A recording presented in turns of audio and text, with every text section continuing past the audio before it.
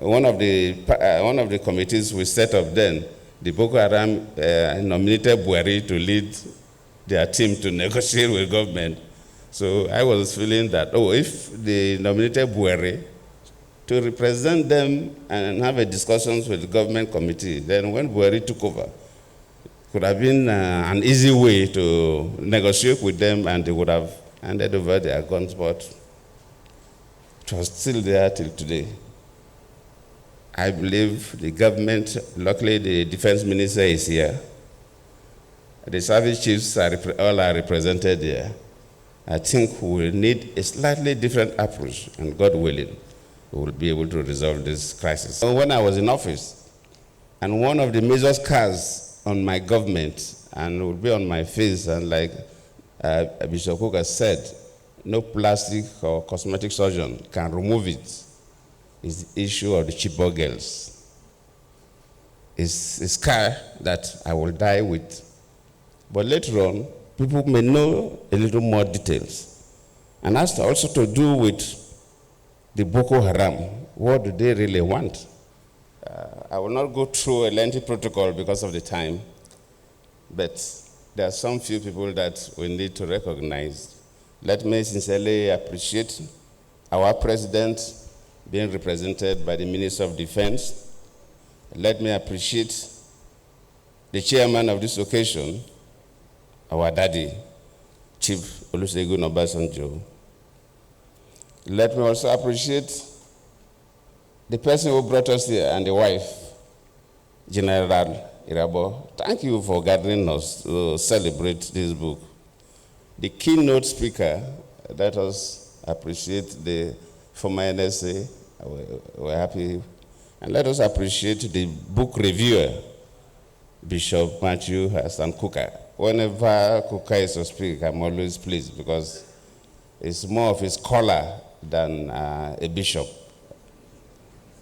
I have to thank all of you who are here, serving ministers, former ministers, serving governors, deputy governors, and former governors, serving members of the National Assembly and former members of the National Assembly. But let me really appreciate our traditional institutions led by the Sultan of Sokoto and other traditional rulers are here with us. Distinguished ladies and gentlemen, I will not take much of your time because we've listened to eloquent speakers.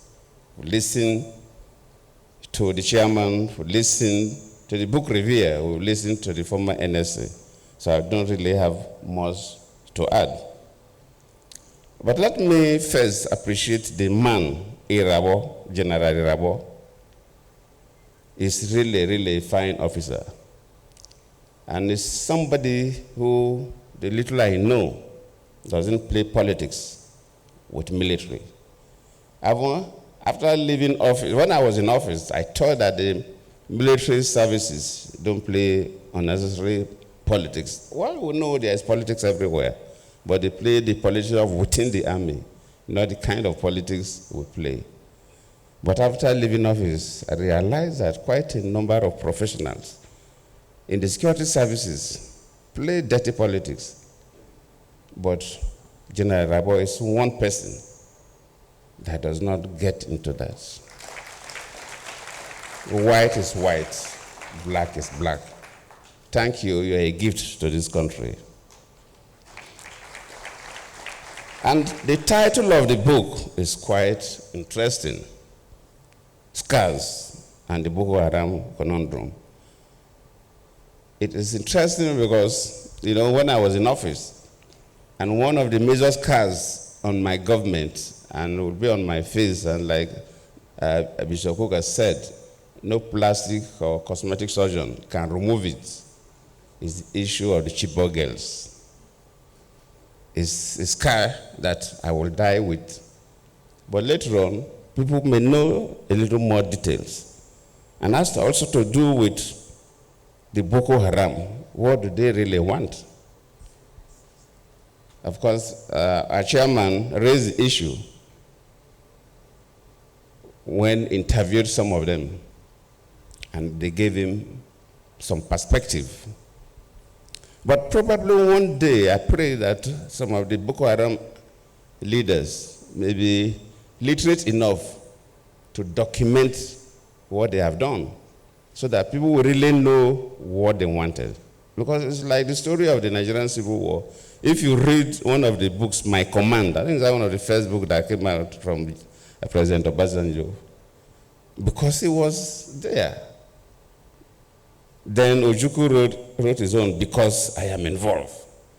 So when those who were involved in something say it, you get a different perspective. If you go through a research, interview a lot of people, yes, you'll get part of the story, but you will never get the full story of the Boko Haram.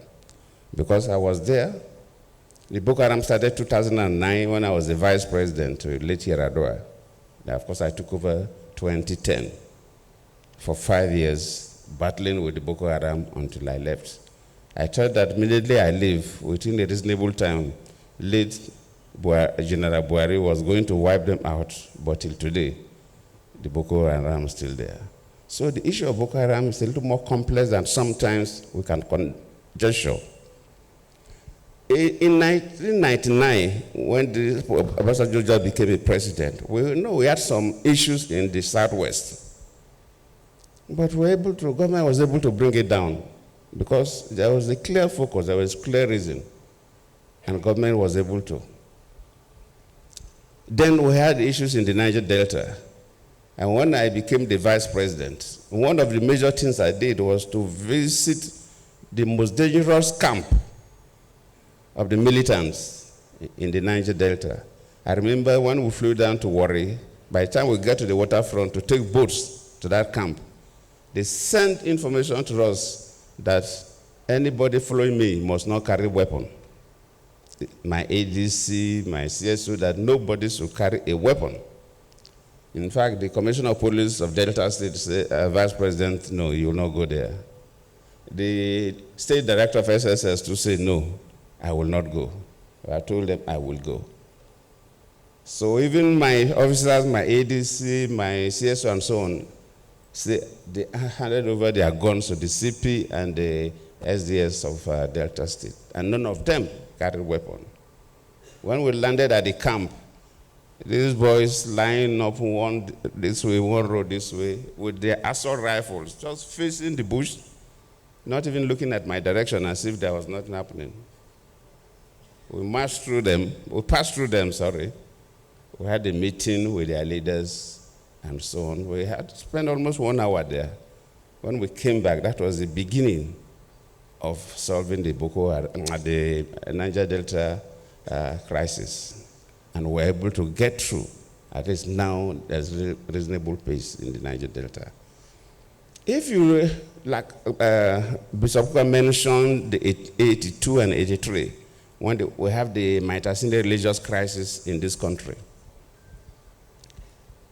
From research, the Maitasine religious crisis, when some of them were arrested and analyzed and interviewed, they came from parts of the Sahel area within Nigeria and outside Nigeria, where we had major drought within that period, and the Rider pest disease that wiped out so many cattle. And so many young people from these areas migrated to the cities, Maiduguri and others, and they had no skills and nothing to do.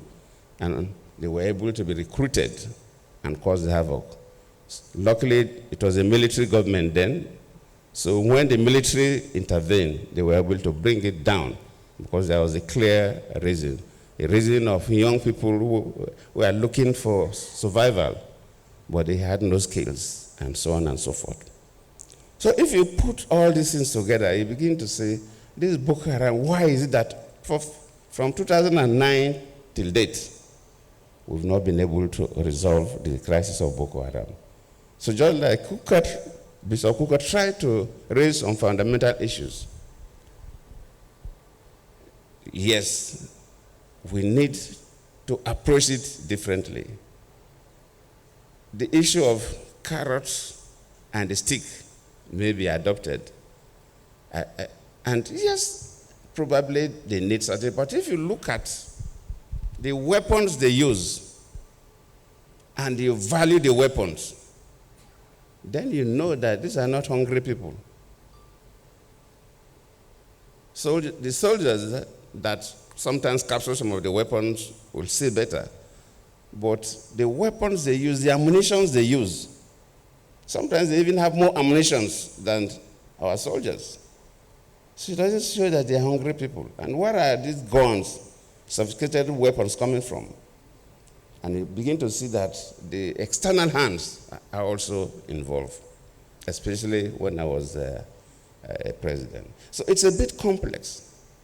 And it's not a matter of a single story.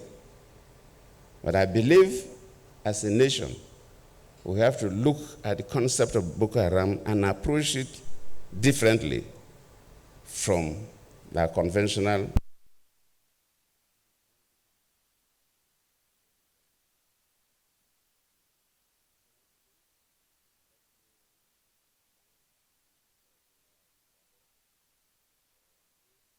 I always appreciate people who clearly document events so that maybe sometimes when we write our own, we'll borrow from the documentation. And I believe that all the military officers who were involved in this Boko Haram saga should be able to give us information about what the Boko Haram stood for. If it is only about hunger, because we tried different options, I don't need to give a sermon. It will look as if I am trying to defend my own government. That will come up later when we will document, we write our books. But I believe we took different options, set different committees. We tried our best within that 5 years that I was there. I believe late Buhari too must have tried his best, because one of the committees we set up then, the Boko Haram nominated Buhari to lead their team to negotiate with government. So I was feeling that, if they nominated Buhari to represent them and have a discussions with the government committee, then when Buhari took over, it could have been an easy way to negotiate with them, and they would have handed over their guns, but it was still there till today. I believe the government, luckily the defense minister is here. The service chiefs all are represented here. I think we will need a slightly different approach, and God willing, we will be able to resolve this crisis. I thank you all.